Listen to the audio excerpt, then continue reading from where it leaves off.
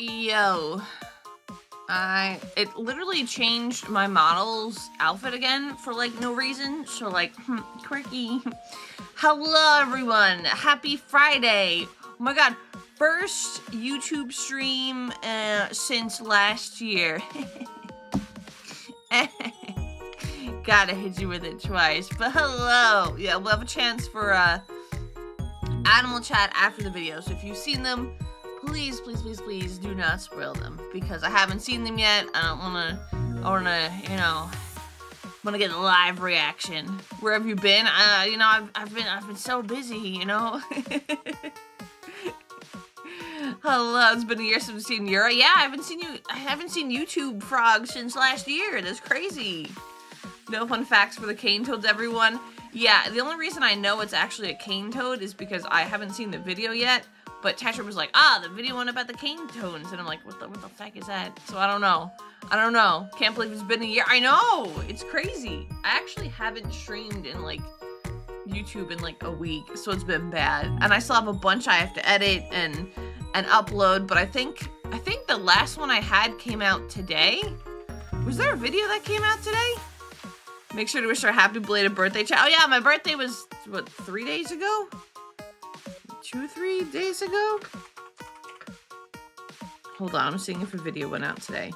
Yeah, video did go out today, 5 hours ago. Let's go. I love toads, always want a pet toad. I think frogs are kind of cute. Here, Happy New Year, Happy New Year. Happy late birthday from the YouTube side, Cod. Oh my gosh. Can't believe Tetra would spoil it. I know, now it's cane toads. Cane toads, yeah. I belated birthday year. Thank you so much. Yay, vid. Yeah, once I schedule them, I forget about them. So I have to do a bit of editing tonight to schedule out the next couple ones, and then whatever I do today. And then I should be good for a little while until the next YouTube stream, which will probably be Wednesday? Probably Wednesday, so we'll see. I don't think there's anything on Wednesday. No, I don't think so. Okay. Happy belated YouTube COD. That's me. Yeah, thank you guys. Frogs could be goobers. Frogs are kind of cute. Cane toadies nuts. Thanks, Pen. Once again, happy birthday, Yuri. Here's so many more we can share with you. Aw, thanks, Alan. I appreciate it. I had a good day. I was hanging out on Twitch with the community, and then we were hanging out with Igus, and we watched the ball drop, and it's pretty good. It's pretty good. Good day, happy birthday, happy New Year, much love from Australia. Aw, thank you. Look at all the nice Australians. Let's go. Second that. Yeah, but it was good. I had a good time. Too many more years of COT. Best I could do is at least 700. I'm just kidding. I was gonna say 3. And I feel like if I gave like an actual time, chat might cry. Was cheesecake good? Yes. It was okay. So I think I've had this conversation before, how like when you want a cheesecake, you want like a thick batter cheesecake, if that makes sense. This one didn't really have like a thick batter. It was kind of more like very cheesy tasting, which is also good. But I will eat the rest of it at some point. 700 years, Tyra will still be alive by that. No one asked, Mom. No one asked. You're the cot. No, it's you're the horse soon, Lurk. Oh my gosh, doesn't even know. As opposed to Shortcake, who's evil. Speaking of Shortcake, she kind of got her meow back this morning a little bit. She was, it's still squeaky, but she got it back a little bit this morning. We were like, ooh. Happy New Year, all the best for a great 2026. 2026 already's looking amazing. Besides the fact that I have to do like 400 things, but yeah. Year of the Snake is best. Year of the Snake is technically still right now, right? Because it doesn't technically change over to the 17th. Some cakes need to be that. Yeah, I know. Usually I just like the thick cheesecake. I almost said cream cheese, I don't know why. But like cheesecake batter. This one's good. It's just more of like a cheesy taste instead of like the thickness, but it's still delicious. This timer's been passed down through the generations of the Cobb family. Nah, baby Cod won't get internet for a very long time. For a very long time. I know you do your woman of taste. Chinese New Year's a different start date. Yeah, I'm pretty sure it's February 17th. And then someone said it went to like March 3rd of next year. And I was like, I thought it was just like February all the time. So I'm kind of a little shocked. Yeah, but time won't end for a very long time either. It's only got like 4 days on it. It's fine. It's fine. By the end of today, it should be under 4 days if you think about it. If I do at least 2 hours, I should be under 2 days today. I mean 2 days, 4 days. Well, throne alerts aren't even set up here, so Lamau. It's because China celebrates New Year's for 2 weeks, so a 15-day celebration. Oh, I didn't know that. I thought it was just a day. Oh man, now I gotta do more research. What the? Only 4 days? What do you mean only 4 days? 4 days is a lot. What the ham? There's like, we got a whole year. A whole year. Oh, 4 days. Oh. Stella Malmy knows how I can make him real. Huh? I thought we were friends, Rom. What happened? I'll leave. You must keep Kot's timer going for whoever inherits in my will. The word people are already taking from your retirement funds, Lurk. Come on. Nice timer. You can't see the timer right now, so. What? Dolphins. Well, the notifications don't pop up, so. Na poo poo. What that means? Chat can't read. It's fine. iPad gets. What the? Hello, Maple? Out here attacking me? Well, I'm left unthrown. I don't know what to do. Well, I was gonna add something else later, but I have to do more research stuff, and with the help of Apocalypse, because I don't know what I'm doing, so I need everyone's help. So it'll be later though. It's fine. But iPad is not here yet. It is still processing, and I'm waiting very patiently. But I know it's also like the new year just started, so I'm sure it'll be a while before it actually gets here. Also, the 3rd is technically the start of the old Yule glory to old gods. Oh, we can't see timer, but we know it's huge. Wow. No, maybe I'll just get rid of the timer forever, and then you'll never know. Can't wait for my paycheck. I'm getting a big raise this year. Let's go eat 'em. Be afraid, Kot. Oh. Not let's go. Shouldn't you put it into like savings, just like, retirement, think about it. We know the time when Big Boom last year. Bring me iPad. I'm so excited for it. I literally check it like several times per day, and I'm like, okay, it's still processing. And I'm like, okay, no, it's still processing. And I'm like, okay, still processing. You know what I did get an email for? One of the milks, the almond milks, is on the way. Not 6 of them, 1 of them. So I wonder if they're slowly just gonna roll them out. So I don't know why. Should end above 4 days today. Yeah, what the ham, Rom? Of course, New Year in the store is already putting out Valentine's decorations and stuff. Really? See, I don't go to the stores too often, so I feel like I don't see a lot of it, and then I'll just show up and I'm like, oh wow, they have this stuff out. Next thing after Valentine's Day, it'll be, what, St. Pat? No, we don't really celebrate for St. Patrick's Day. Of course, New Year, wherever that. I have to get my first paycheck from new job next week. Been doing a lot of long shifts, most of them nights, so bonuses. Yeah, but like put that into savings. Treat yourself to like a nice dinner, Alan. That's what should be the first paycheck. That's what you should do. Because I think when I first got my first paycheck, I think I bought like a coffee and a donut, and I was like, yeah, hog. And then when Tetra got one of her first paychecks, she bought me an iPad. Because she's a goober. Update iPad tracking info. I really wish they would, because I'm like really excited, and I want it to be like on the way, so I like have an idea of when it should be here. Poor postman delivering milk every day. I didn't sign up for this to be a milkman. Honestly, I feel really bad because it's $6. St. Patrick's, then Easter. I think. Oh right, Easter. They'll probably go straight to Easter. I feel like they don't really have decorations for St. Patrick's Day. Save in the bank of cod. There is no bank of cod. Just like the anti-backflip gate considered an investment, huh? When my first paycheck, I bought league skins. See? Well, I mean, poor decision, Rom, but fair. Okay, you treated yourself to something. At the store we work, we still have a couple Halloween sweet products. What? Wouldn't it be bad by now? We got supplies for Valentine's Day before Christmas. That's crazy. Base Tetra, yeah, she's kind of cool. What are you gonna do now? I was saying when you got your first paycheck forever ago, you bought me an iPad. You deserve it. I mean, I'm pretty cool, I guess. Yeah. It's a milk marathon now. All I need is cereal, and then that milk will be demolished. It literally, because I literally would eat cereal every day, like 2 bowls of cereal. Boom. iPad before baby? I hope so. I hope so. I don't know, but I hope so. It depends on how long they're taking. I thought they would have, like, gotten some of the stuff through today. But I don't know how, like, backed up they are and everything, because the milk went through, but I'm assuming that's just easy, because just boom, Amazon.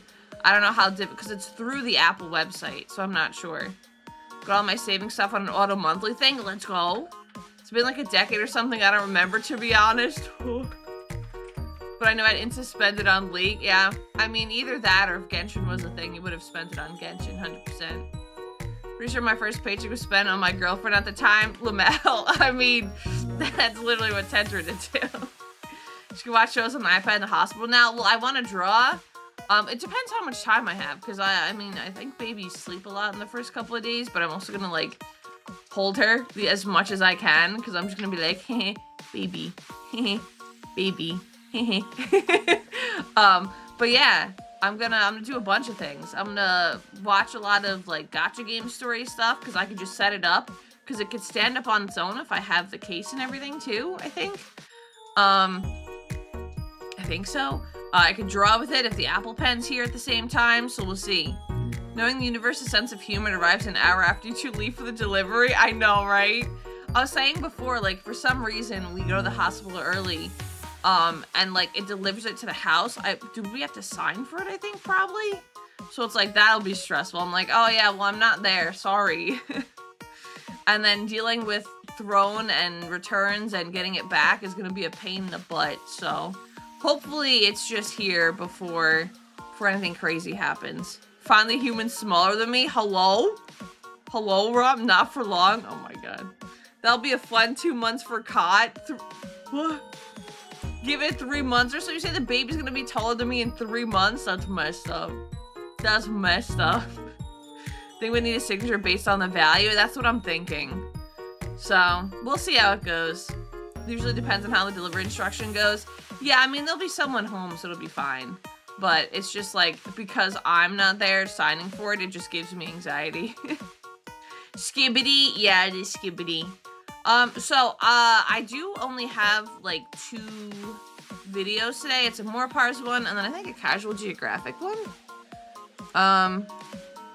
And then I was gonna watch the Fallout one today, but, since we have company over, I might kind of kibosh that one. Unless we get done, like, super, super quickly for some reason. But the moreparz one is 14 minutes, and the casual geographic one is also 14 minutes. So, I don't know. Also, the Fallout one, it's tricky because it's every, Vault and Fallout explained in depth in a singular video. So it's like a 5-hour video, and obviously I'm not watching all of that. And I think that's the one that I said was cool, but, yeah, there's no way I'm watching a 5-hour long video. That would take forever. But we might watch, like, 1 or 2, at a later date. Or maybe I'll watch, like, 5. I think maybe it'd be easier in 5 for a video, depending on how long each one is. And it's not segmented, or it kinda is, but it's in the comments, like, he has them all time-stamped, so I don't know. I love Fallout, but it's all good. COD, do what works for you. I might, well, how many vaults are there in total? 50? It would probably make sense to do them in batches of 5, right? 5 to 10. Probably cut it in parts, we'll watch every one. Yeah, the only problem is when I'm editing the video, cutting it at, like, certain times would be, like, funky. So I feel like setting up 2 vaults at a time would be kind of silly. I'm not sure. Have you seen any 40K stuff? I'm not really too interested in 40K. I do, however, I'm interested in the fantasy stuff, but that's probably something I'll just do in my spare time, because I don't think that's really for, like, streaming stuff. And then I just kind of listen into whatever Tetra does, and I just bounce off the memes. So I hear... If she watches something, it'll probably be the pancreas all fantasy factions explained video. Yeah, because I think the fantasy stuff is cool. Okay, we'll see what this. Because growing up, I played World of Warcraft all the time, and it reminds me of World of Warcraft, obviously, for obvious reasons. So I like that part of it. But yeah, other than that, something taller than COD unthinkable. Hello. Find moreparz video interesting, but some info can be slightly incorrect with tarantula hawk wasp. They can be found in Australia, but they can also be found in North America too. I mean, that's fine. He's just doing it because he's in Australia. If he had to list every single piece of information about every single animal, he would have like 40-hour videos. So I think he's just kind of getting to the point, and he's entertaining, so it's perfect. 122 vaults in total. Oh, this one says every vault in Fallout explained, but it says plus 50 vaults. Oh no, just okay, but it jumps around a lot. It goes 0, 1, 2, 3, 4, 7, 8, 11, 12, 13, 15, 17, 19, 21, 22, 29, 30, 32, 33, 34. So it jumps around a lot. And then it looks like one of them is 12. One of the vaults is 12 minutes long. One of them's 3 minutes long, and then it's like 2 minutes, and then there's some that are like 5 minutes. So it seems like the first 2 vaults are like 14 minutes. How? Wait, how what? Speaking of WoW, I'm playing WoW Classic right now. Let's go! But we love fantasy. I mean, fantasy looks really cool. Fantasy 40k COD peak takes as always. It looks so cool. All this stuff I've seen, whenever I see any of it, like, I think Tetra got one of the fantasy... Yeah, that one looks sick. She was like, look how cool this figurine is. I was like, that is the coolest thing I've ever seen. But yeah, I love the dwarfs in fantasy and WoW. I just think like a lot of the stuff is just really cool. I like, you know, how do giving video recommendations work with you and your channel?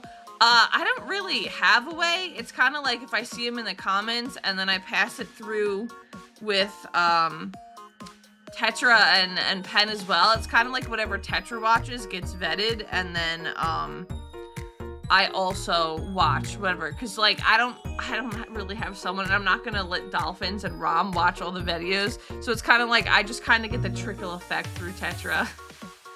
No, numbers have been used in game. Yeah, well, I know like there's some from the show that also is there.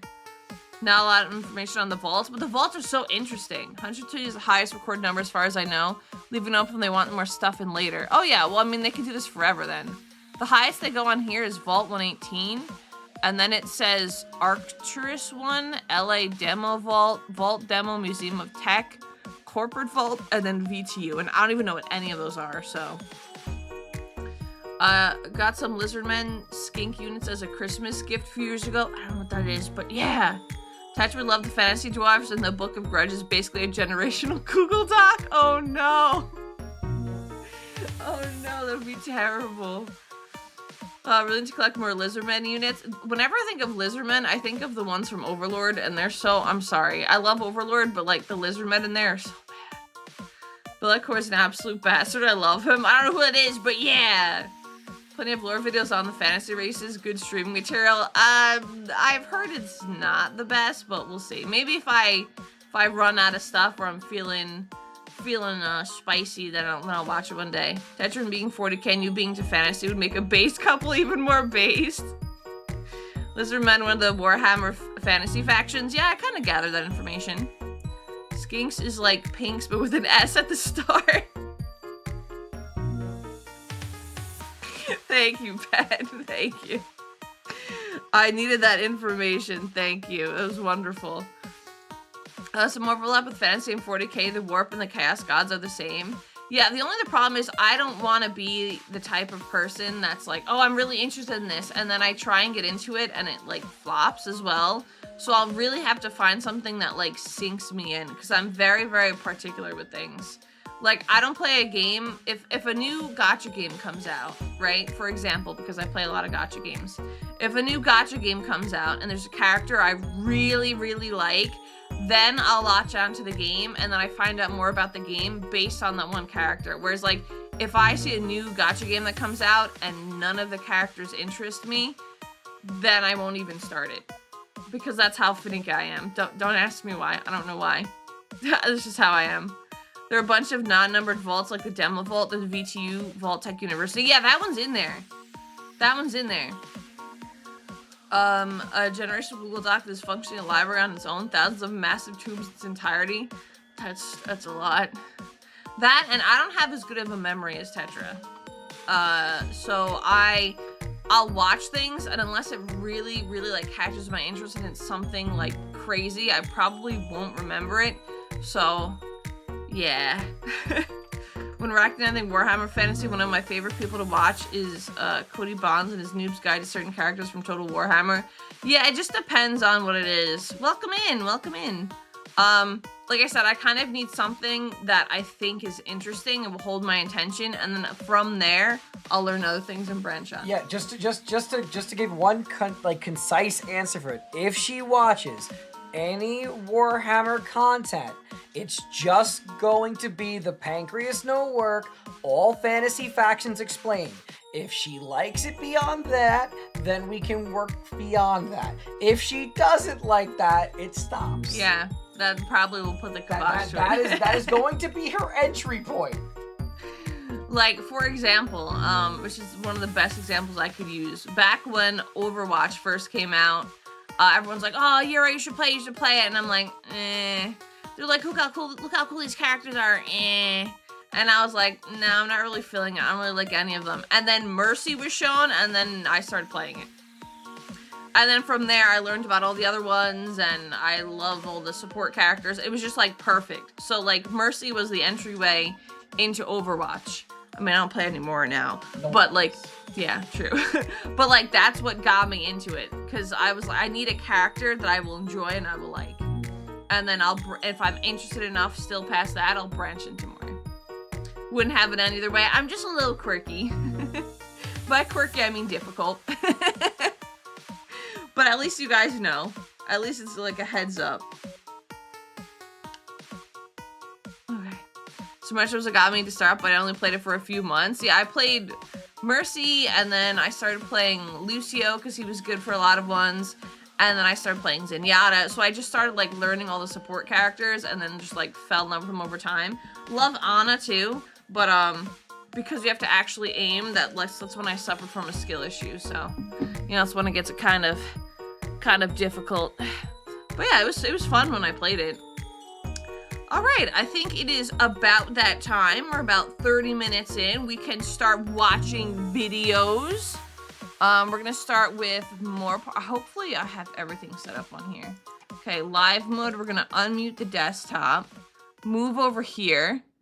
I'm gonna shrink Walter to the corner a little bit.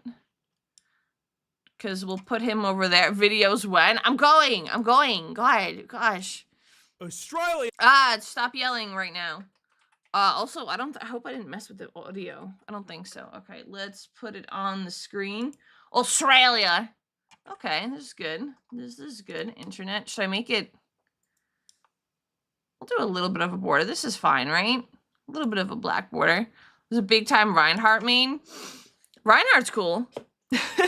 Animals time. Walter's in the corner. Australia jump scare. They get us every time.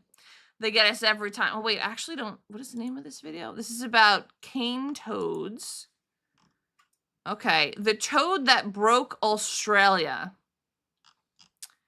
You mean all the other animals didn't break Australia already? This is like the singular animal that Australia just went, nah, that's it. We're done. We're done. This is it. This is what breaks everything. Oh boy, is right. All right, let's go. Come on, moreparz.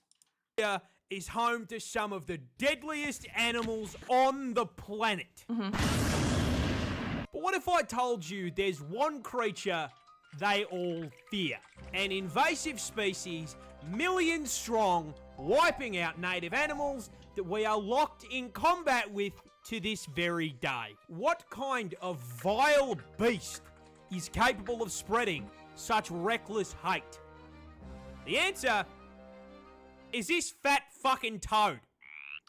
I thought he was gonna be more intimidating. Let me guess. I'm gonna guess now. Don't answer, but I'm gonna guess.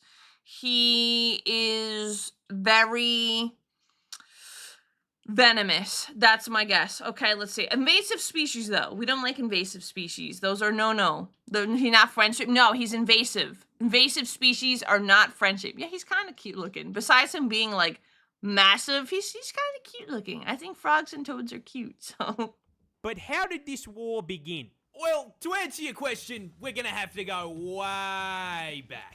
The year is 1866. Oh. We are in the land down under, and our story begins the same way many tragedies do, with the British. You see, having gone hippity-hoppity, your ancestral home is now my property around 90 years back, the Brits were in full swing, rampantly colonising the country. And part of that included agriculture. Now, they brought with them many crops, but the important one in this story is sugarcane. Sugar was valuable, not only for trade, but also because, well, the fucking tea isn't going to sweeten itself, is it? God, I love a cup of tea. Let's go. But you see, sugarcane only grows in the heat, which ruled out the south of the country. It also likes humid environments, which ruled out Western Australia, which left them with one option. And so, the cane farmers loaded up their first Stardew Valley save in Queensland in 1866. But the farmers ran into an issue. You see, Queensland is home to these nifty little bugs called Dermalopida albahertum. Dermalopida albahertum. If he didn't say it first, I wouldn't have been able to say it. I'm being honest. I mean, he can hang out as long as he drink my last yoo-hoo. Apparently, the frogs or toads are messing up the sugar. Base tea drinking cot. Yeah, the only thing is I don't put sugar in my tea, though. I usually just drink it plain. Sometimes I put honey in my green tea, but... New tongue twister word. Yeah, say this 3 times fast. I already forgot how he said it. Dang. Dermalopida albahertum. What he said. What moreparz said. What he said. You have invasives and non-natives. Invasive like feral cats are a problem, but non-natives like the veiled chameleon and flora just hanging around. Yeah, I just think generally invasive species are no bueno. These are native beetles that hit their macros by munching on plant leaves. Oh. So when cane farmers joined the Queensland Minecraft server and set up a f***ing Hermitcraft-sized farm, the beetles were in heaven and set to work demolishing the plant leaves. Now, funnily enough, the adult That snail eating that leaf is me when I see melon bread. Thank you. bugs weren't actually the problem. Sugarcane leaves hold all value. But the problem is that with such an abundant food source, the bugs started multiplying, laying their eggs around the base of the plants. These eggs hatched into larvae. And unlike the grown-ups, these little worms don't eat the leaves.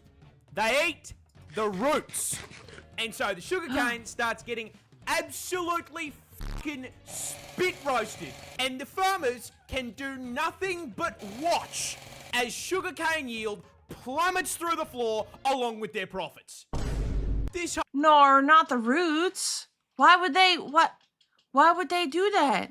They had a good deal going there, and this is when they bring in the frogs. Okay, no, that's bad. That's real bad. That's real bad. Welcome in. whole situation really pissed off the farmers, who banded together, went to the Australian government, and told them to fucking fix it. Sir, a horde of creatures is destroying the cane fields. And so, the Queensland government founded the Bureau of Sugar Experimentation Stations, or the BSES, in 1900. This team of crack scientists then immediately set out trying to solve the very same issue every single Factorio player faces. This place is covered in bugs. They are breaking my shit. How do I violently slaughter the local wildlife in order to expand capitalism and my profit margins? The BSES pondered this question for 25 fucking years. They tried. It took them 25 years to save the sugarcane? Is that what they just said? Spraying chemical insecticides. Didn't work. They tried injecting insecticides into the soil. Didn't work. They tried releasing the fucking cordyceps fungus, and it still didn't. Hold up. They released the cordyceps fungus?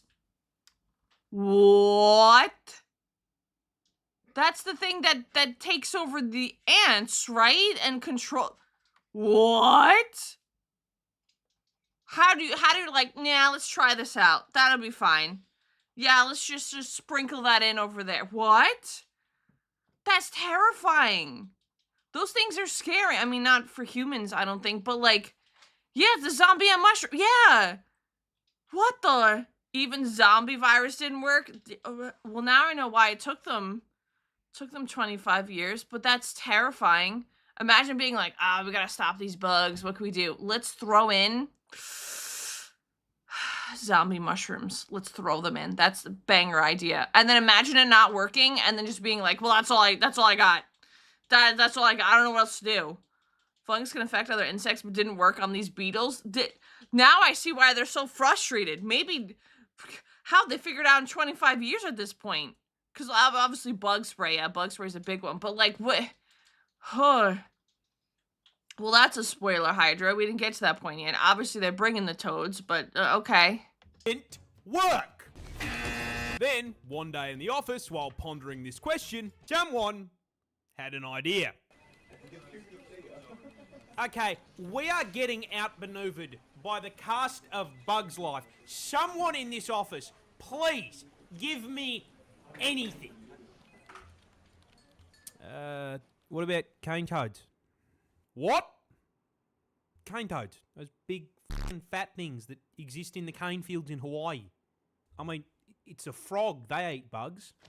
We just introduce an invasive species to fix a problem caused by an invasive species. I mean, what could possibly go wrong? Yeah, what could go wrong? Just bring in invasive species. That will not disrupt anything because the only thing they'll do is just attack the bug so it doesn't destroy the sugarcane, and then all is cured. 100%. Although, to be fair, also welcome in, Fluffy. To be fair, I mean, it's an idea, a better idea than the zombie mushrooms, I'm gonna be real. Although I guess that wouldn't affect the plant life, so maybe that's a smarter, I don't know. I don't know, actually. This is why I'm not a scientist. This is why I'm a cat girl on the internet.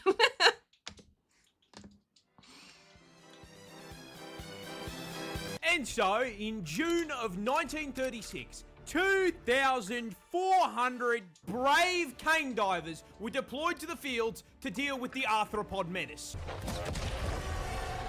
But there's just one small issue.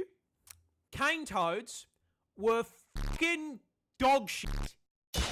Yeah, funnily enough, big, fat, slow, ground-dwelling toads were not exactly the smartest solution to deal with beetles that spend the majority of their adult life 6 meters off the fucking ground. What? They spent... Okay, I'm gonna let them cook for a second. I'm gonna let them cook. The beetles spend 6 meters off the ground, but the real issue were the babies, or the maggots, I think the thing were, they said, that eating the roots. So, okay, all right, I'll let him finish. I'll let him cook. On top of that, cane toads don't dig for food either. Oh, So well. they didn't eat the larvae. Now, this all sounds like information that should have come up during the research and study phase of the plan. This, however, implies that there was a research and study phase. The BSCS did not conduct a single fucking study on environmental impact before releasing an army of cane toads. They did. Someone just like, what they just have like a bunch of animals on a dartboard and one guy threw it and it hit cane toads and he's like, yeah, it sounds like that's a great idea. My source, trust me, bro. Oh my god. Oh man. All right. Well, let's see. Let's go. Let's keep going. Are you fuck? This complete absence of brain cells caused a rather spectacular domino effect of ecological f***ups, and it's going to teach you a valuable lesson about invasive species. You see, while the cane toads barely ate what they were supposed to, they did eat. And as incredibly large omnivorous toads, they ate practically anything they could fit into their mouths. Rats. Okay, but did they eat the sugar cane? Checkmate. Got them. Okay, well now we know they're eating everything because they're omnivores. Cool. Source, it appeared to me in a dream. That's 100% what had to have happened. Trust me, bro, it's a good plan. Oh my gosh. Mice, Lizard. snails, Lizard. baby birds. It was the toad equivalent of fucking Kirby. Yep. And then, not unlike the exact problem they were brought here to solve, with all that food. Okay, but like, hear me out. What if they like didn't tell the cane toads, like, hey, we need you to get these larvae and all these like bugs that are destroying the sugar cane. They just didn't get the memo. So like, can we run it back and try it again? Maybe maybe fill them in on the information. They didn't get the email. They missed the meeting. Big problem. That's why these toads are killed on sight in Australia. Really? Do you still delete them on sight? We solved the issue of bugs eating the plants by releasing a species that eats everything. Yeah, well, forget the bugs, but it gets everything else, The toads weren't even on the plan. Yeah, they didn't tell them. How would they know what to do if they weren't told? I mean, like, come on. Come on. They started reproducing. A lot. In fact, female cane toads can lay anywhere between 8,000 to 30,000 fucking eggs per clutch.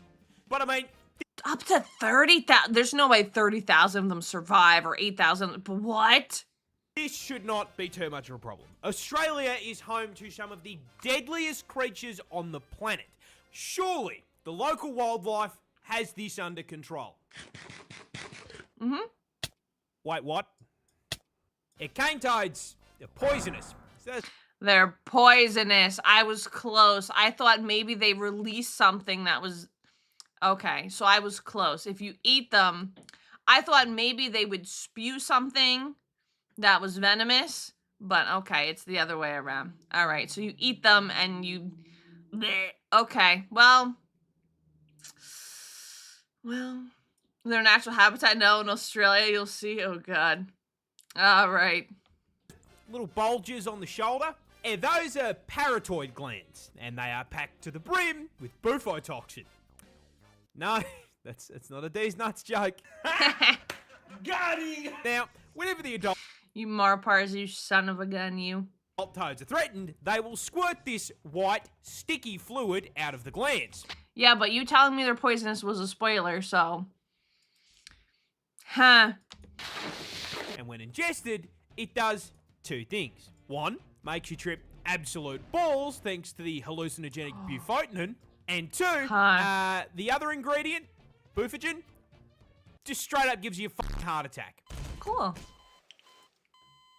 It's important to note that this toxin is also present in their eggs and tadpoles. Now, in their natural habitat, this isn't as much of a problem because everything around them has had thousands of years to get good and deal with this fuck-ass poison build by either developing immunity or learning to eat around the glands. But Australia is not their ecosystem, and despite all of the deadly animals we've got, they have had a grand total of 5 minutes to adapt to the presence of the fucking Calid toad.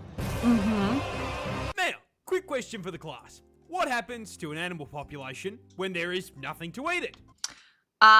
They overpopulate and they take over the world. It gets bigger. And I was technically correct. so, shortly after being introduced, a rapidly expanding tyrannid swarm of toads began to Tyranids, Warhammer mentioned? Again? spread across the country. The BSES noticed this and, did fucking nothing. Because it technically didn't affect the sugar cane. The Hold up. They just left them. They said, not our problem anymore. 2 Warhammer references in 1 video, poggers. moreparz can't keep getting away with this. He's too good. He's too good. But so okay, all right. The science team had a bug problem. Tried to get rid of it with poison, didn't work. Tried to get rid of it, the babies with poison, didn't work. Said cane toads, banger idea, bring them in. Invasive species, pog. Just kidding, psych, doesn't work. Frogs then reproduce like crazy. Nothing can eat them because they're poisonous. So, it'll bleh, any type of alligators, anything that tries to eat them. Frogs also eat everything around them, so destroying the other ecosystems. Great. Now they're taking over, and the scientists don't think like, maybe we should cut back on them somehow. Or they just hands up, and they're like, nah, we give up. Now my department basically, yeah, that's kind of it then, isn't it? Yeah, that's kind of it. So we're not in the frog department. Yeah, they're like, we brought them in, but not a problem anymore because technically it's not affecting the sugarcane right now, so it's all good. Oh my god, this is crazy. Oh my god, this is stressing me out, and I'm not even in like the research field. This is stressing me out. Swarm spread further, occupying all inhabitable parts of Queensland, and they were laying so many fucking eggs that their clutches began polluting the waterways like a bufotoxin teabag, killing native fish as well as any animals that drank from the water. The BSES did nothing. Those eggs hatched into tadpoles, which started killing more fish. The BSES still did nothing. Ain't no way. Now it's affecting the fish. Don't they eat fish over there? But now it's affecting human supply. No? More ecos. Okay, all right. Okay. I still have this one issue to fix. I can't handle the one I just made. Now I have two problems, but I could only help one problem, and I'm still stuck on one problem. It's like when teachers are like, oh, if you don't get the problem after a couple of minutes, skip it and come back. Yeah, no, they're like, no, I'm gonna get the answer. I'm gonna be determined. Eggpocalypse? Yeah, just eggs everywhere. Government 101, not our department, not our problem.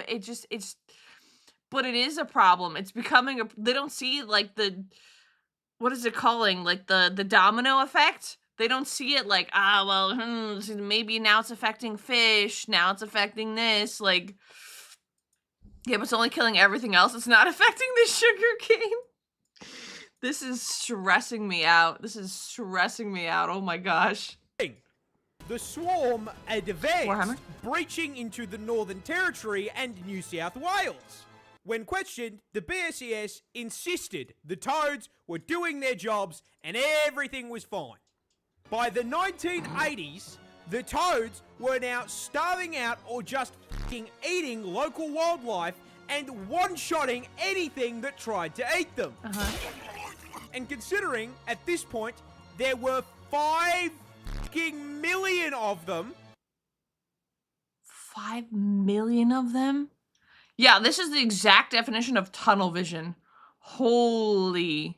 More problems equals more funding win. Yeah, but they have more things to do now. Yeah, same, Nick. Everything's fine. Don't worry, it gets worse. Oh, I'm so excited. Oh, God. That happened a lot. So, with local wildlife being absolutely fucking decimated, the BSES was forced to acknowledge that maybe, just maybe, Listen, we fucked up. But, About time. It only took them how long? I didn't look at the dates. Now I know someone said Australia fire a year ago. Oh no. Well, everyone makes mistakes. Nothing we can do about it. No! They left it for the government to clean up. Oh. Sir, a second horde of creatures has escaped the cane field. Fuck! Yeah, they realised just how much damage was being done, and in 1986 began funneling federal funds into controlling the population. Triple the toad budget. 50 plus years, 40 years, over half a century. Well, it took them just a little long. Just takes a little while before they're like, maybe we should do something. Okay, listen, we might, and I must stress, we might have messed up. years apparently to admit it. At least they eventually admitted it. A little, you know, day late, dollar short type of vibes, but at least they admitted it eventually. Like, little spaghetti-o, you know what I mean? They tried trapping and physically removing the toads, but unless they had 5 million traps, that wasn't going to do shit. Biological warfare was proposed in the form of releasing viruses and parasites, but was shot down because it would do just as much damage to the native wildlife. And so, the toad front continues to advance to this day. So where does that leave us? Short answer is kind of fucked. Cane toads now threaten a total of 75 native species. 75 native species. That's insane. That is literally insane. I've always said this about Australia. It's God's beta test server. You forgot to update. Poor Australia. Any Australians out there? Again, I'll say it every time. You're the real ones. I don't know how you do it, but you're the real ones. This is more the government is the solution mentality in a nutshell. I mean, as like a single person, I wouldn't be able to do anything either, but like you would think they'd be like, it's destroying a bunch of other, you know, it's eating birds, it's destroying our sugarcane. The data isn't conclusive, but I think we may have made a mistake and I'll give some more money so we can help the sugarcane. Okay, I hope they don't do this, but imagine they take the money and they're like, we just gotta plant more sugarcane, bring in another invasive species. The internet, this will be found very quickly. Oh God. Your Honor, I plead oopsie. Yeah, it took them 50 years for nausea issue. Yeah, they admitted it. They didn't do stuff about the other thing that South Park sorry. Sorry, this makes me sad. This is bad. This is really bad. 75 native species, and they still don't know how to take care of the toads. They still do not know. Hi, Minty, thank you. Australian government was considering releasing a modified herpes virus to reduce the carp population. What? Singtelli, a year has passed. This one is released as a modern classic. Oh no! It's a good one though. I'm very educated. This is interesting. Huh. And they've even driven populations of animals like the northern quoll to complete extinction in parts of the country they infest. And with the population... It drove one to complete extinction? Now sitting at 200 fucking million toads, that infestation is spreading, with predictions showing they will be fucking up ecosystems in 5 states in the near future. And given that they have amassed a population 10 times the size of the humans in Australia, the government has completely fucking abandoned the fight for eradication, switching focus to harm reduction, using bait toads covered in non-lethal but unpleasant substances to try to teach local wildlife that toad bad. On top of this, the government has encouraged the broader public to, just fucking kill the toads. You are supposed to do it humanely by catching them and sticking them in a freezer for 48 hours, but, most people don't want a frog taking up their freezer space. Yeah. So they just use a golf club or Oh. a car. Oh. And with this being Australia, our wildlife is also putting up a fight. Keelback snakes, for example, are immune to their venom. Okay, finally, something immune to their poison. Okay, cool, Pog. And Ricali and magpies have learned to flip them onto their backs before getting a feed. Now, jokes aside, you want to know who I feel genuinely fucking awful for? The toads. They didn't ask for any of this shit.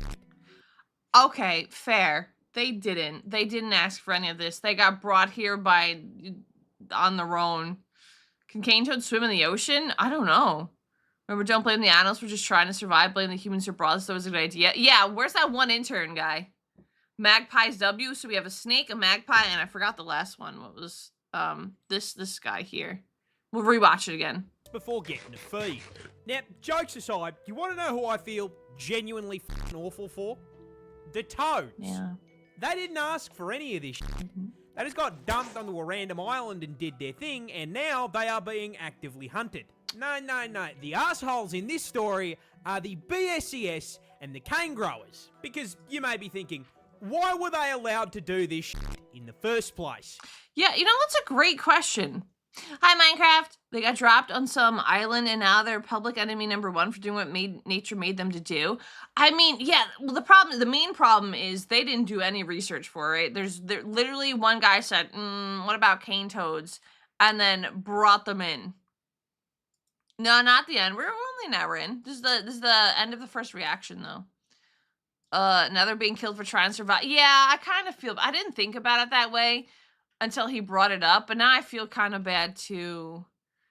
The toad size is what hurts the snakes as well. Feral domestic animals will attack the snakes as they eat the toads. Oh, no. This part made me so angry. Oh, no. All right, here we go. The cane toads are freshwater animals that cannot survive, so will be dehydrated. There you go. There's your answer. Well, that's the neat part. Huh? They weren't.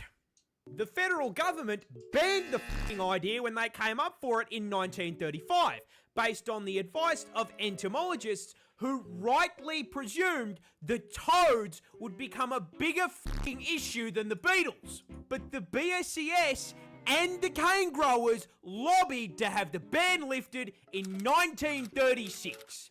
We are stuck in permanent toad combat because these dickheads looked at scientific advice and went, nah-uh. You have got to be fucked.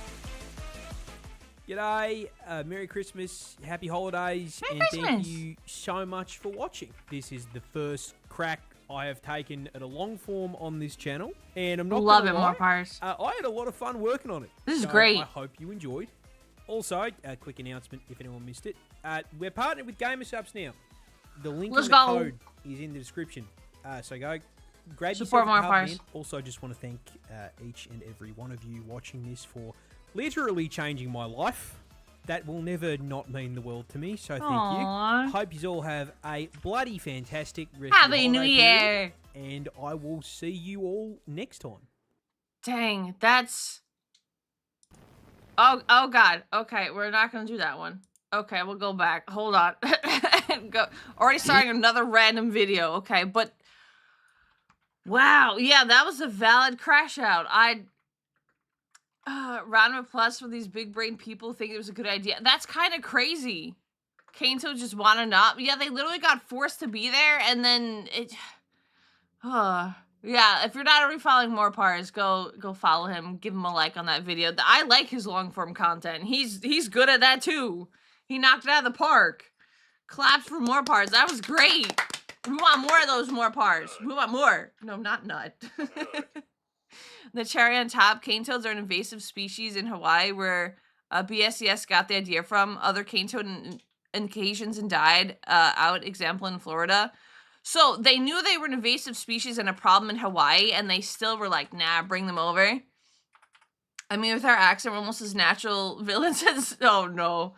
Cane toads are taking out native snakes, marsupials, other frogs, toads, dingoes, monitors, and domestic animals. Yeah, and the birds. They mentioned birds and mice, too. The frog subject was also in the news at one point. Really? I mean, that would make a lot of sense because they did it. How did the Florida invasion die out? That's a great question, more nut. How did they get rid of them in Florida? I mean, that still feels pretty bad. Just bring them over and being like, ugh. Can't wait for someone to pull this stuff with the Wells catfish in the U.S. because it's a great fish for sport and do irreversible damage to the U.S. eco water system. Oh, no. I hope not. Most invasive species get driven to places because of us humans. Oh, that doesn't shock me. I'm not shocked that it's humans that cause the problems. This is why I don't let a bunch of pencil pushers make decisions like this at all. I mean, they were the head of it, so what are you gonna do? Human gave Australia an Egypt level plague because of sugar. Man, okay, but did they save the sugar? Still no. No species can survive Florida man. Yeah, I've heard, not every Australian, obviously, but I've heard Australians are afraid of Florida in the same way that, like, I'm afraid of Australia because they think Florida is also, like, super terrifying. And I know there's a lot of scary stuff in Florida, but at the same time, like, I feel like Australia is so much scarier. I don't know. I don't know. Want a weird geographical fact? You're right. Yeah, go ahead. Go ahead. The Australian government just keeps bringing invasive species to kill other ones, and it just makes the situation worse. One day they'll figure it out. One day. Hi, MG. Tulane, one place where fish have been introduced that have overwhelmed native fish. Ugh. It gets less scary the more accustomed you are to it. I mean, I don't live in Florida, and I've been in Florida, but it's not like I've been in, like, the swamp area, but I wouldn't be there anyway. They didn't even save the sugar. It took actual chemicals to finally make sugarcane profitable. Oh, yeah, that's great. Florida man can be terrifying. They'd be fighting crocs for real. Don't Australians also kind of, like, don't they take on all the other things as well? Isn't that a thing? Like, that they also do? Isn't there a story about freezing those toads and turn them into fertilizer? They were saying that to get rid of, or to help get rid of the toads, they had to put them in the freezer for 48 hours. But Florida can be scary, but you just gotta learn what to look for. I mean, I've only been to Florida for Disney, so. The Amazon rainforest relies on the Sahara Desert for its survival. Weird, but a fact. Huh. I don't know how that would work out, but I believe you, Alan. It's like having brought Eurasian wild boars into the country for hunting only for them to get loose and interbreed with domestic and feral pigs. Now we got these wild hog problems. Oh my god. Watch out for the Yoink Man is still searching for his 20-foot python, I believe. I thought Fishing Garrett was, I don't know why, because his accent doesn't sound Australian, but I thought he was Australian. I don't know why. And then someone's like, oh, he's from Florida. And I'm like, oh, I don't know why they didn't click. I don't know why they didn't click until now. Florida's got those 6-foot tall mice. Hello? Nobody that many freezes for those toads? Yeah. He's Florida man, right? He's 100% Florida man. He's got to be. Thing with bufotoxin that's very stable, so it takes a long time for it to decompose. The toad can be long dead, still very much poisonous. Oh, that's great. I love that. Okay, our next video is from Casual Geographic, the funniest animal on Earth. So we're going from scary toads to funny animals. So, okay. Hopefully this one's good. Let me, hold on, pause. Let me bring this up over here. Even though the ocean is between them, the Amazon relies on mineral-rich sand dust that winds blow to between continents. Oh, that's pretty cool. Yay, Casual Geographic time. Okay, we're going from sad toads to funny animals. Okay, let's see. I like funny animals. I don't know what's happening right here, but we'll figure it out. Let's see.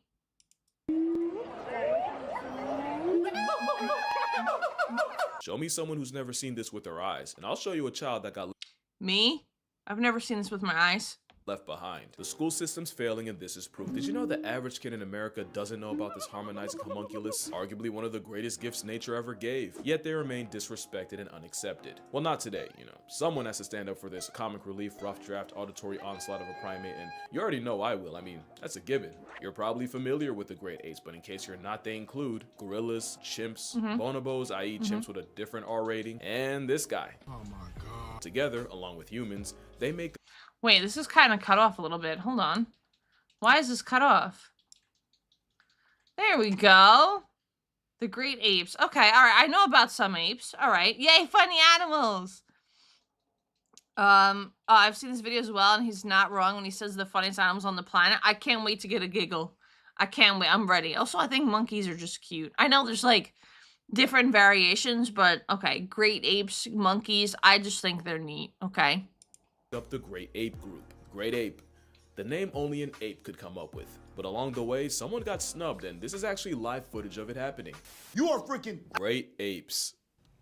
plus Mark. You know what I'm saying? Which I'm rocking with Mark because Mark is rocking with us.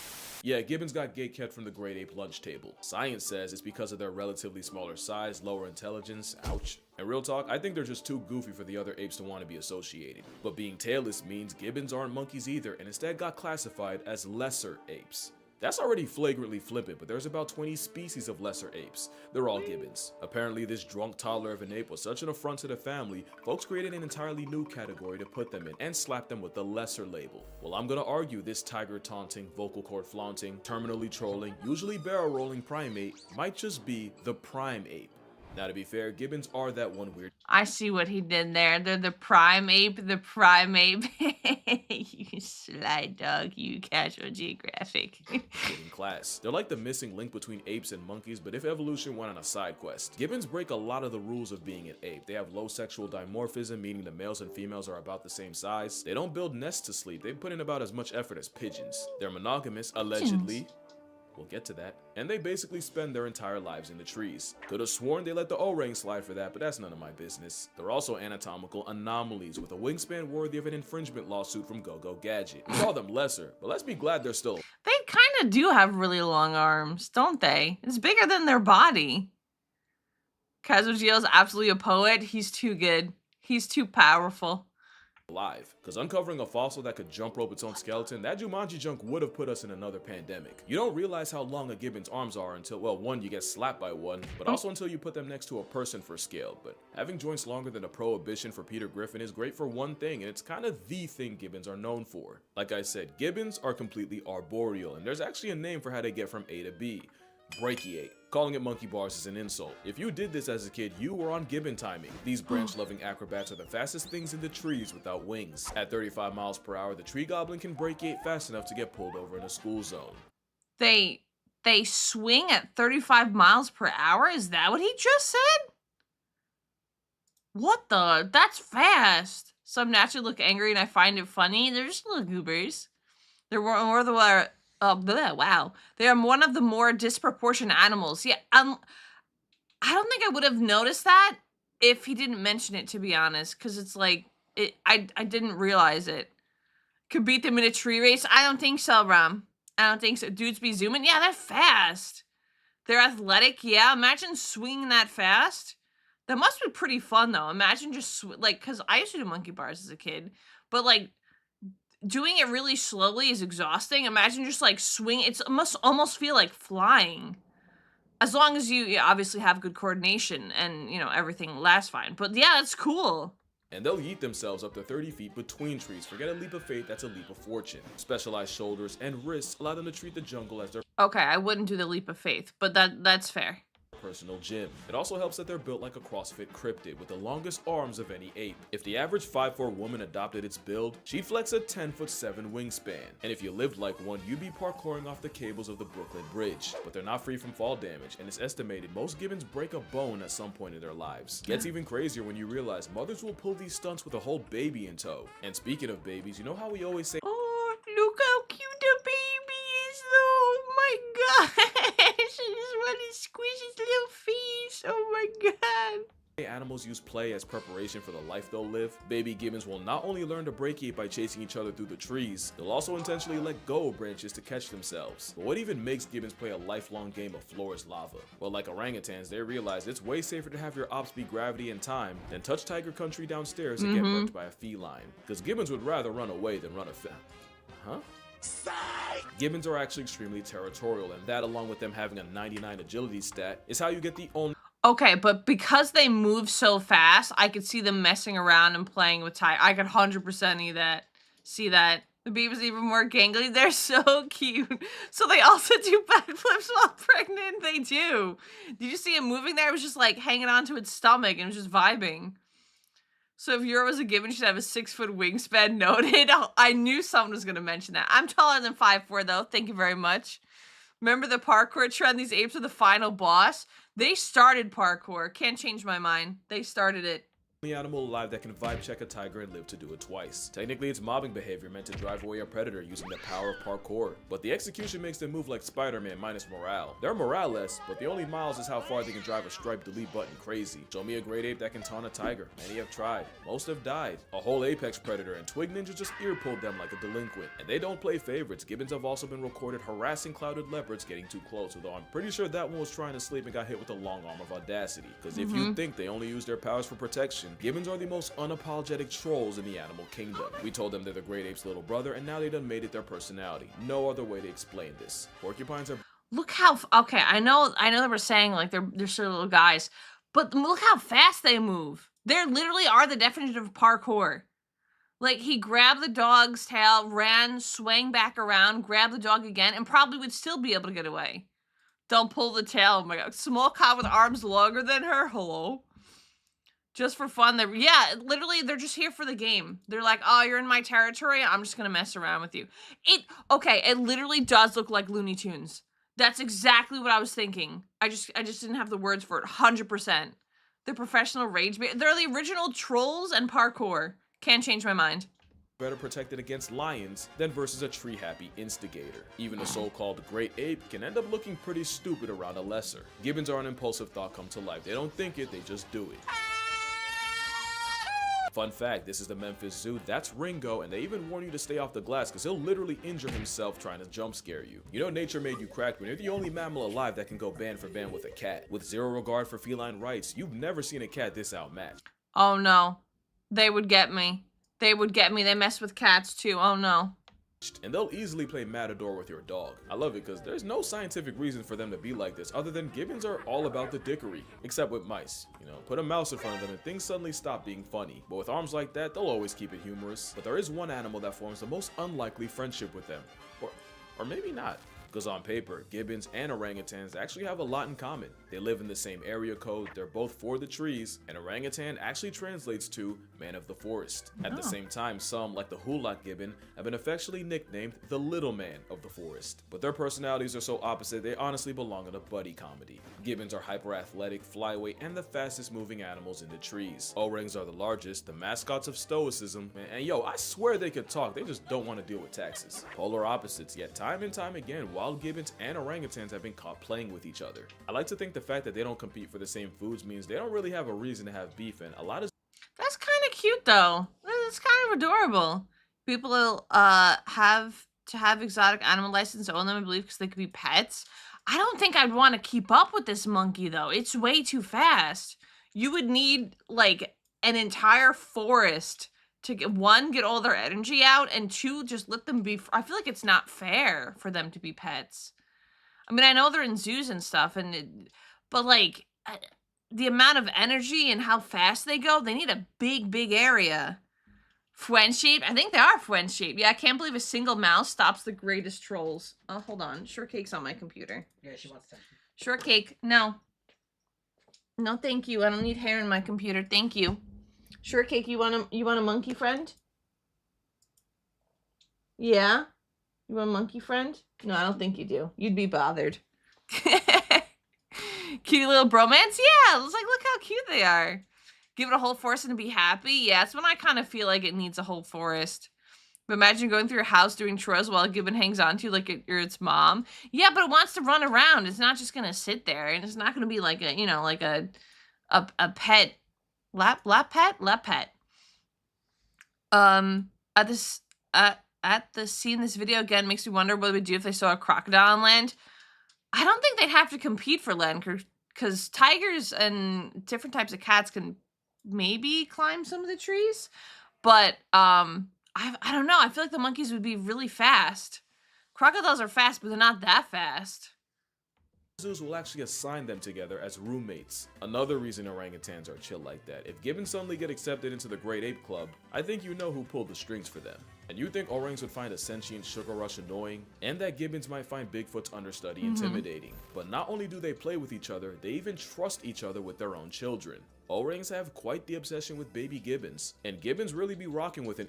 Okay, they're kind of real for that though. They're so cute, look at them. ...infant Cheeto ape. There's even one gibbon in the Brookfield Zoo that'll leave his enclosure just to visit the orangutans next door. But there's at least one other ape gibbons bond with. In some places, wild gibbons will actually become habituated with humans to the point where they'll regularly drop by and groom their favorites. Galia was a Hulak gibbon who was famous because every day, she'd come down from the trees, hobble over to the locals, and provide a free hour-long salon service, starting with Bhupeshwar Ningda, the man who protected her as an orphan.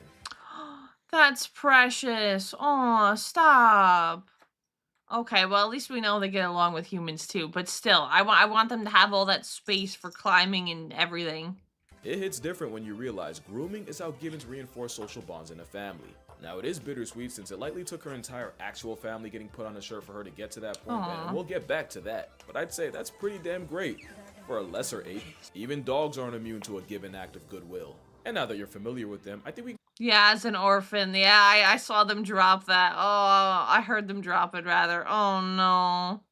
can go ahead and meet all the types of gibbons, or as many as my attention span will allow. This is a Siamang. They're the heavyweights of the gibbons at a whopping 30 pounds. They're the ones with that throat scrub, or as I like to call it, the chesticle. The chesticle. Well, I get the impression gibbons are the definition of the zoomies, except for when they're cleaning you. But yeah, 100%. Same vibes.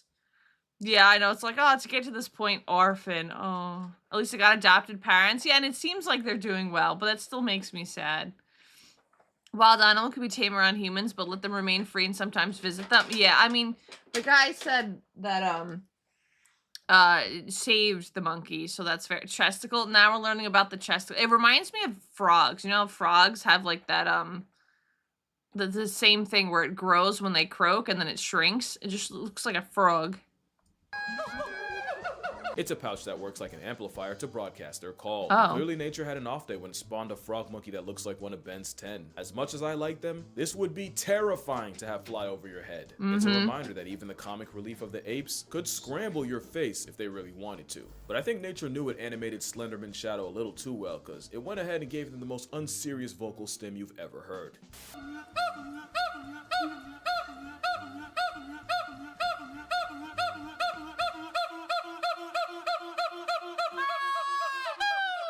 This is a That was something that I came and explained what that was. It sounds like one of those like clown horn things that someone was just spamming. Really like the sounds. I know Monster Hunter, the Monster Hunter Great Jagged makes noises from gibbon. True. Monster Hunter mentioned. Let's go. Sounds like a squeak toy. Yeah, it kind of sounds like a squeak toy.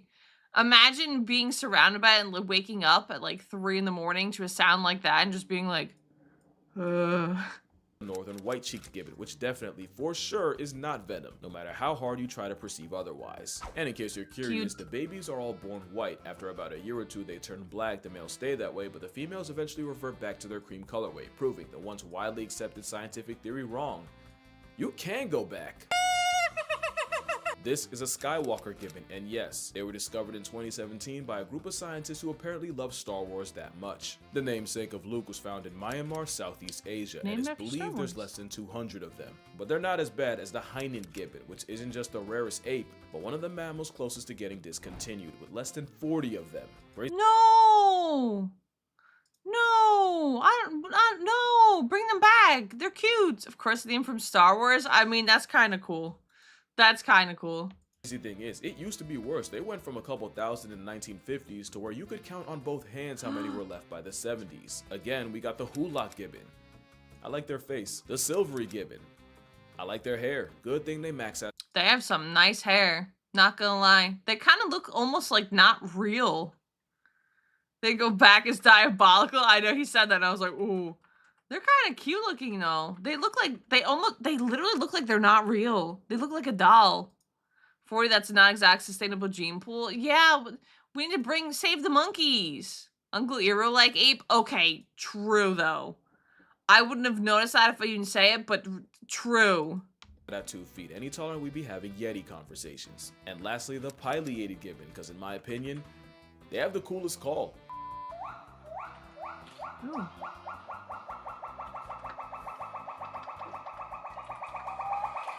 Now at this Okay, that almost sounded like water drops, but like a water drop remix. Like something that like Skrillex would take and be like, bloop, bloop, bloop, bloop, bloop, bloop, bloop. That was a really cool sound though. One person also named a species of their BF their pet dog. I've heard about that. They look like something you'll see in an old history museum. Yeah, it's kind of cool looking though.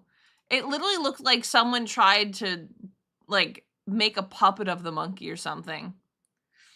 If they're really specific about a breeding program, the numbers could be brought up. I mean, bringing attention to it, so maybe Bangarang. Yeah, did it kind of sound like that, like a remix? At this point, you might be wondering, why do gibbons call at all?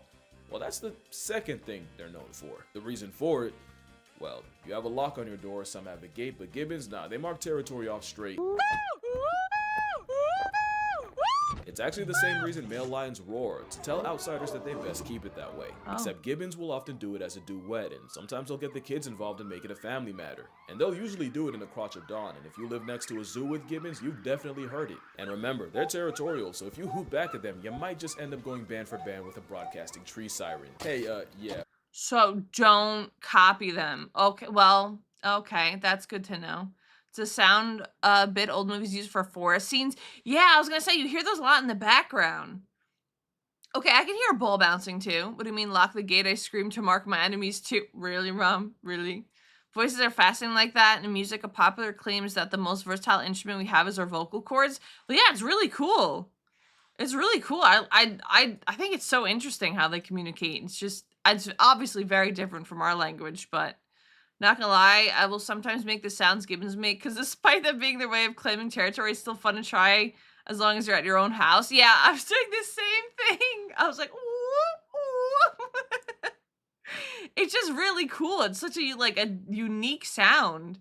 Post-production cashier, don't do that. Not only will you offend him, it's like showing teeth to a gorilla, but gibbons are capable of doing something about it. In 2011, a gibbon escaped a Malaysian zoo after being taunted and severely mauled a child, and while I will spare you all the details, I will say his mom had to carry pieces of his thigh in a plastic bag. The odds are low, but they're not zero. So yeah, best keep the singing to the gibbons.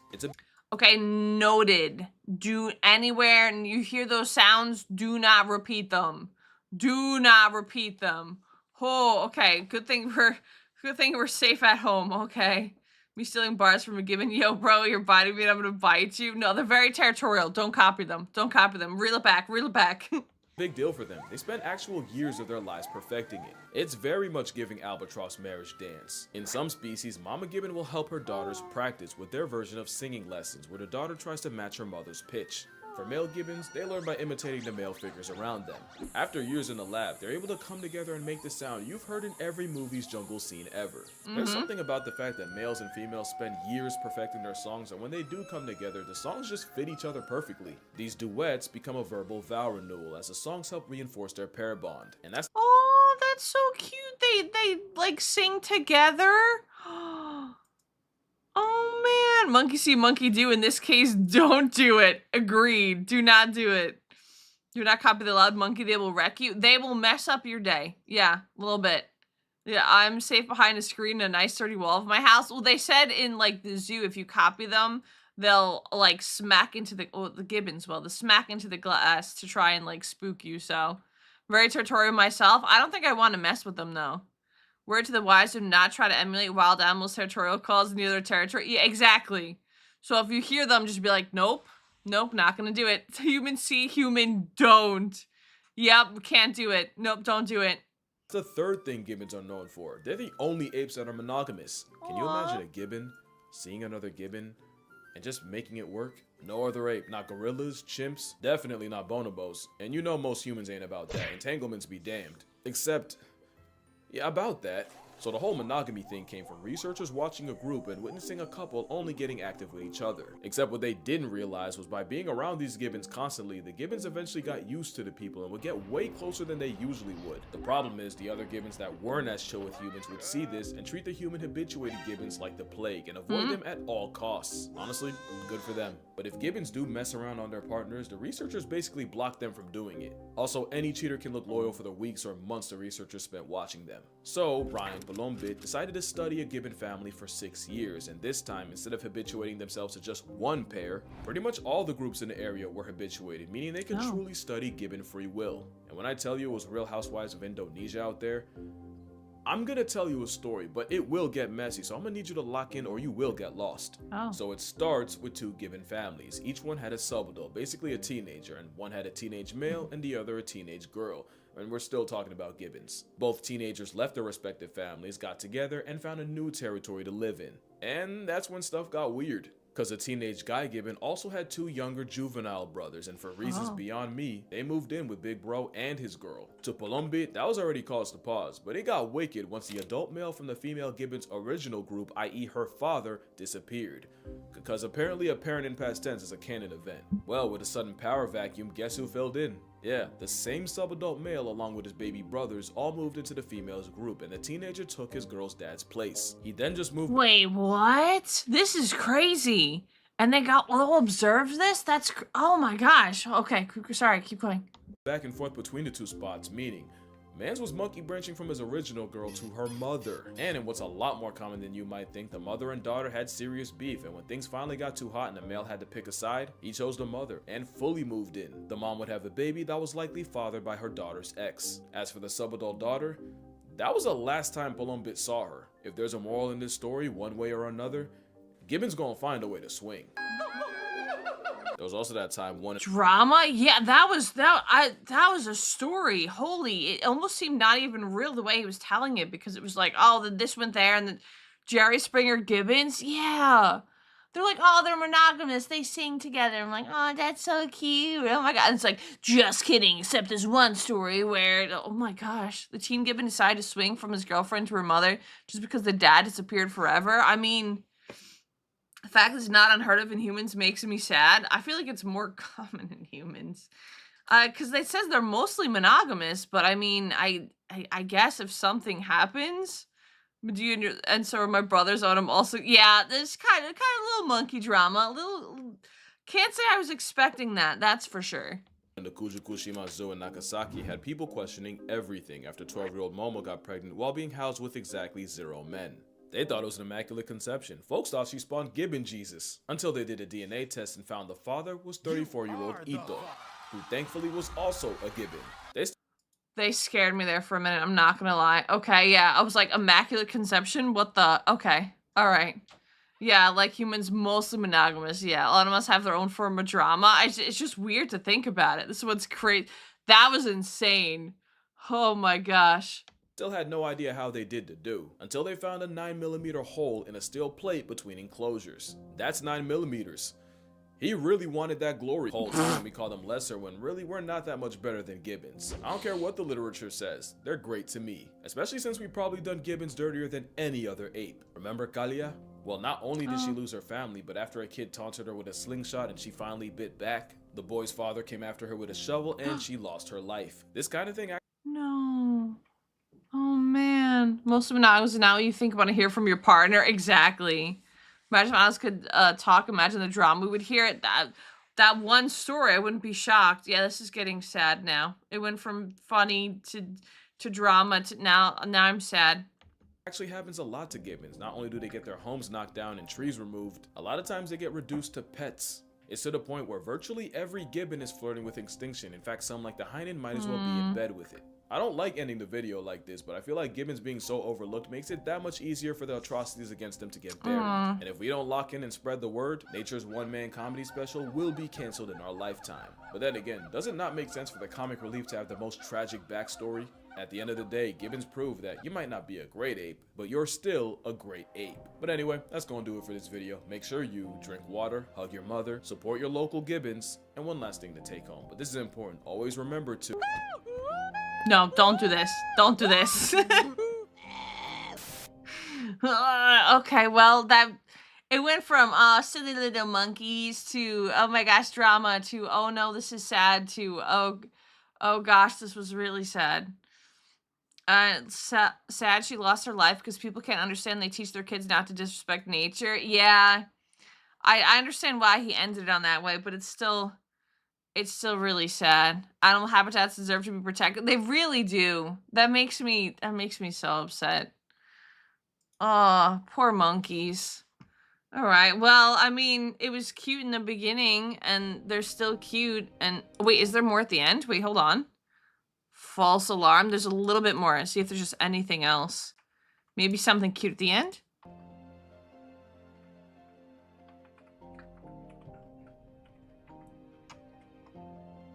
Monkey. Terrifying. Okay, fine. I'll do the thing, right? And I'll see y'all in the next one. Sit back now. Video ain't over. I really bought this shirt specifically for this video just to realize y'all can even see the whole thing. So, there. Now I'll see y'all in the next one. That is a banger shirt. Oh my... no, more parts. Stop. That is a really cool shirt. There's a little baby gibbon. Oh, oh, that makes me sad. Oh, we gotta protect the gibbons. That's what I've learned from this. We gotta protect them. It's been. Thank you, Casual. That's an awesome shirt. Yeah, that was an awesome shirt. I'm glad. I saw there was a little bit more at the end. I'm like, you know what? It's been an hour and a half. Do I want to do a little bit of Fallout? No, we'll just call it here. Okay, we'll do Fallout next time then. Protect them at all costs. Yeah, literally what I've learned is protect the monkeys. Protect them. Hi, Hi, I'm sorry you're catching the end, but welcome in. Welcome in. Yeah, that was something. Humans don't need more character development. Look, the little babies are so cute, and then they have them as like pets and stuff, and it's just, oh man, like that makes me so sad. Remember, you can make the noises as long as it's your own home and you live nowhere near a zoo. Yeah, nowhere near a zoo, nowhere near where they live normally. Then you're good. Then you're safe. Whew. All right, well, thank you, Goobers, for hanging out with me. I hope you had a good time watching the videos. Short stream, yeah, I have company over, so I don't want to spend too much time on it. I will be on Twitch tomorrow at 11 a.m. Eastern time. I'll, of course, make a YouTube post about it. I will try and set up a video for not tomorrow, but the day after, so on Sunday. Yeah, just a shorter stream today, but it's okay. It's been kind of a long couple days anyway. I went for a long time yesterday on Twitch, so... You got two videos done. They're two good ones. Yeah, two really good ones. Gibbons or any monkey in general, I don't think should be pets, as I said before. I'd much rather mess with a 20-foot croc than mess with an angry monkey. I wouldn't mess with either of them. Thanks for the stream. It was a blast. Take care and have a good one. Take it easy, gamers. Thank you for hanging out with me. I will hopefully see you tomorrow on Twitch. Just like Casual says, get some water, hug a family member, do something positive, and make sure to rest.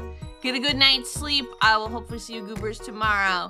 Goodbye. Bye bye bye bye bye bye bye. Bye bye bye bye bye bye bye bye bye bye bye bye bye bye bye.